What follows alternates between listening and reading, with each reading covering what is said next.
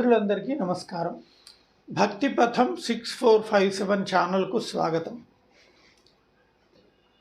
ఈరోజుటి వీడియోలో మనం గోమాత గురించినటువంటి విషయాలు కొన్ని తెలుసుకుందాం. గోమాతను మన హిందువులంతా కూడా ఎంతో పవిత్ర దేవతగా కూడా గుర్తించి దాన్ని పూజిస్తారు.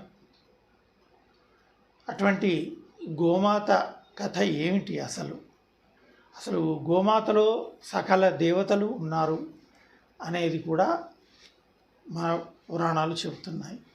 అసలు ఎలా అంటే, ఒకనాడు శివునికి పాదపూజ చేస్తూ పార్వతీదేవి ఒక సందేహాన్ని పరమశివుణ్ణి అడుగుతుంది. ఏమని?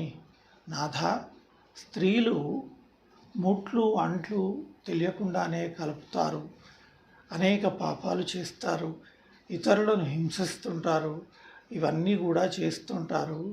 మరి ఆ పాపాల పరిహారార్థం మరి ఎలా ఏమి చేయాలి అని అడిగితే, అప్పుడు పరమశివుడు పార్వతీదేవికి ఈ గోమాత గురించినటువంటి కథ చెప్తాడు. గోమాతలో సమస్త దేవతలు నిక్షిప్తమై ఉన్నారు. కాబట్టి గోమాత పూజ చేయడం వలన తప్పకుండా చేసిన పాపాలు నివృత్తి అవుతాయి. కాబట్టి గోమాత యొక్క విశిష్టత ఎంతో ఉన్నది అని చెబుతూ, ఆ గోమాతలో ఏ దేవుళ్ళు ఎలా ఉన్నారు, ఎలా కొలువై ఉన్నారు అనే విషయాన్ని శంకరుడు పార్వతీదేవికి వివరిస్తాడు. ఆ వివరణ మనం ఇప్పుడు చూద్దాం. శంకరుడు ఈ విధంగా పార్వతీదేవితో చెప్తున్నాడు. ఓ పార్వతి, గోమాతనందు సమస్త దేవతలు ఉన్నారు. అట్టి గోవును పూజించిన ఎడల సర్వ పాపములు నశిస్తాయి.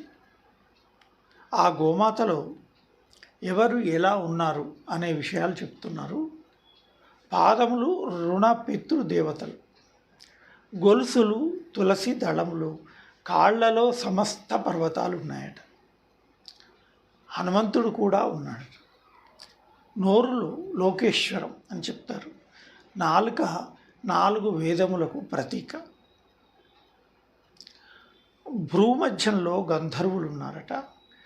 దంతపంక్తిలో గణపతి ఉన్నాడట. ముక్కునందు శివుడు ఉన్నాడట. కళ్ళలో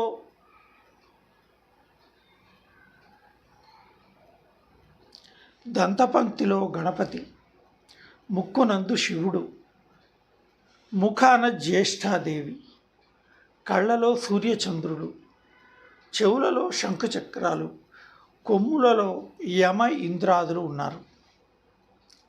కంఠంలో విష్ణువు, భుజమునందు సరస్వతి, రొమ్మున నవగ్రహాలు, మూపురమున బ్రహ్మదేవుడు, గంగడోలున కాశీ ప్రయాగాలంటి పుణ్య నదులు ఉన్నాయి అని పార్వతీదేవికి శంకరుడు చెప్పినటువంటి విషయం మన పురాణాలలో ఉన్నది. కాబట్టి మనం కూడా గోమాతను హింసించకుండా గోమాతకు ఆహారం ఇచ్చి గోమాతను పూజించడం అనేది మన హిందువులలో ఆనవాయితీగా వస్తున్నది. కాబట్టి అది చాలా పవిత్రమైంది.